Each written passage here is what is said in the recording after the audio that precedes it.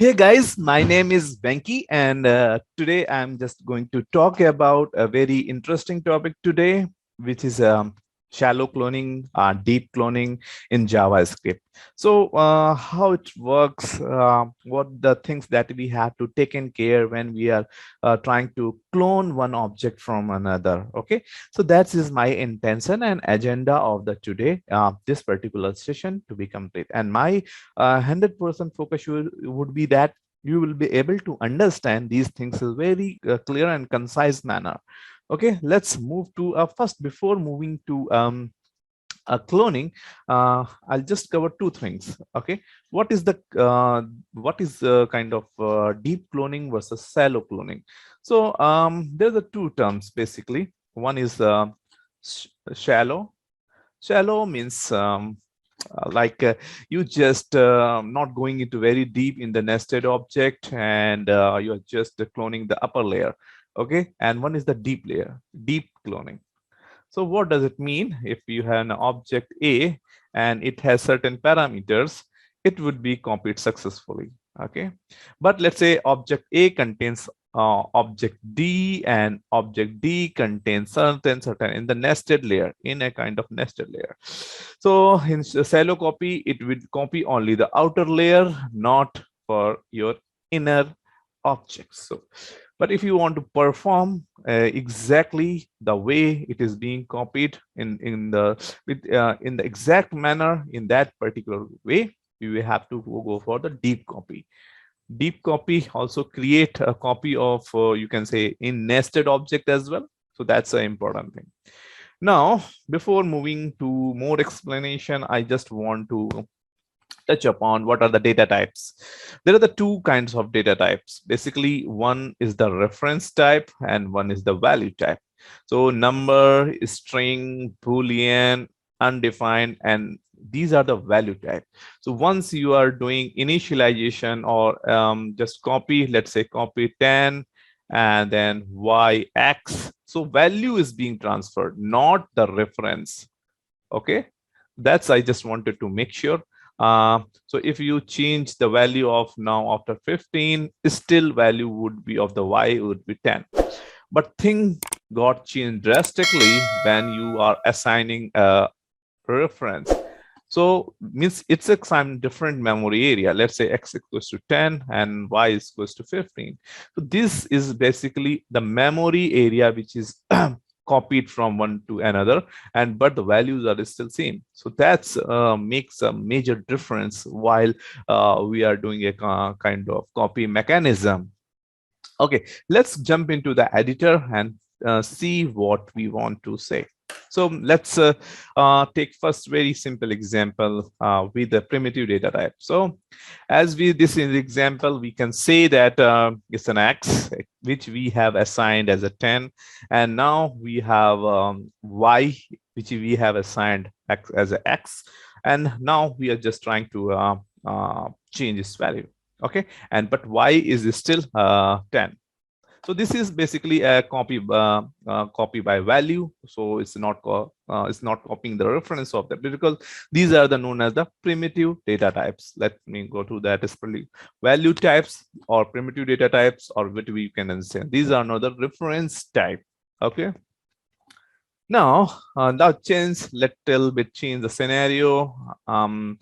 Just put another, let's say x age is equals to 19, and now I have copied. So now x that contain, it's a basically a reference, not the exactly the way. So that's why if I have changed the x dot age is equals to 15, and if I go the console log dot y, it has been changed over there. Let's change and for the illustration purpose, let's change this to 25. So see the y, we are not doing any changes on the y side, but it has been changed. Okay, so let's take another example. Okay, now these are the examples. If we are doing assignment operator, it's not going to work in case of the reference type.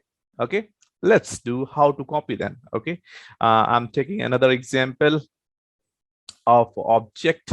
Let's say this is our object, Okay, so now if I just want to main how to can I create, so there are the two ways basically. Object.assign, we can use it, and we can use the spread operator of ES6 if we are using. So let's say object, you can say cloned one, cloned A. So what we can do, we can do object, okay, dot assign, and we first argument would be empty object in which we want to copy, okay, and the last argument would be the original one, object A. Okay, so at the end, if I go, okay, just let me know where we have a recording of session or not. We are still yeah, we are recording session. That's, sorry, I just forgot.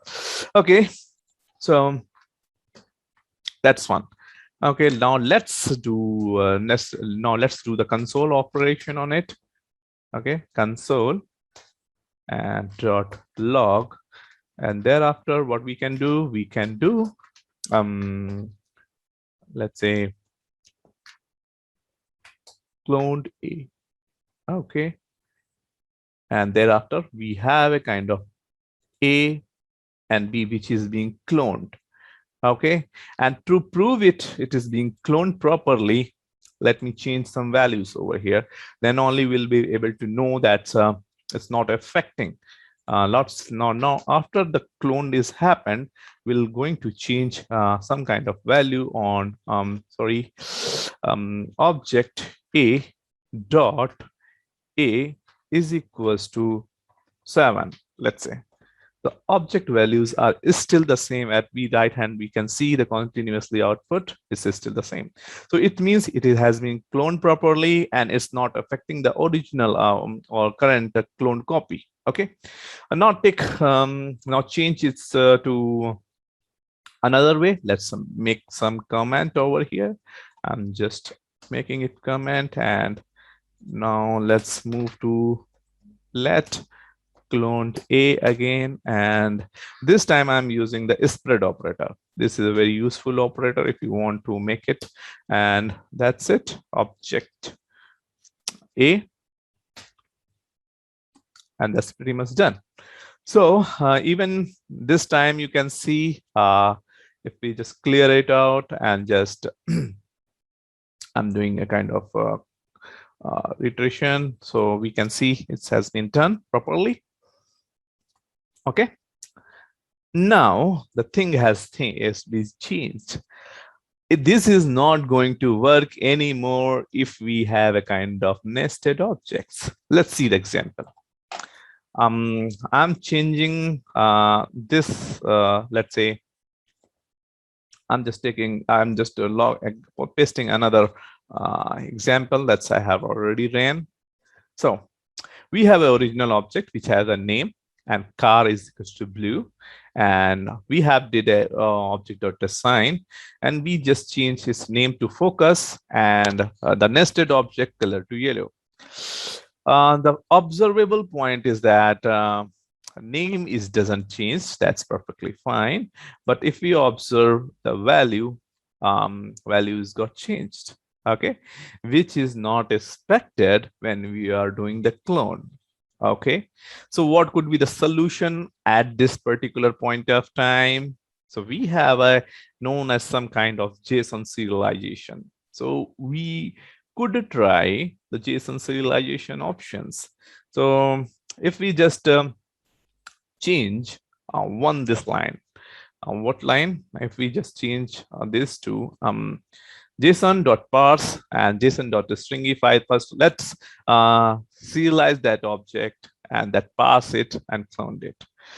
Okay, and in that particular case, if I just refresh this particular thing, we have to observe the value or not changed. This is fine, but there is some condition. It won't work for if it has a function, if it has a kind of an reference objects or another objects, or you can say new date kind of object. So let's see in the particular URI. Okay. Okay. Now we have included another function which is of speed, which returns anything, and we have a model date when it is being released, something like that. And if we just going to refresh it and print it, three things we have observed. We don't have any function detail as of now. That's pretty dangerous. We have lost the information of the function. We don't have that. Should have ideally we have. Now one more thing that we have observed, if we just going to print original object as well, then you can maybe you could able to recognize more convenient way. So let's just paste it and copy it. Okay, so let's do in this way. So see that we in the original object we have a function, and it's the model object is of date type, but in the cloned object it is a string object. So it's a basically changed, which is not expected at all. Okay, so what the solution of all of this hell? What's going on? What could be the solution of this? So solution is a third-party library that we can use, and it's a very popular one. We have included a well-known library, which is a Lodash. It's a basically used for utilization utility functions that they have provided. And if we do through just Lodash, okay, so we have to require Lodash and just clone deep. And if we closely observe, so we can see it over what is the result of it. We have the speed method, and it has changed nothing.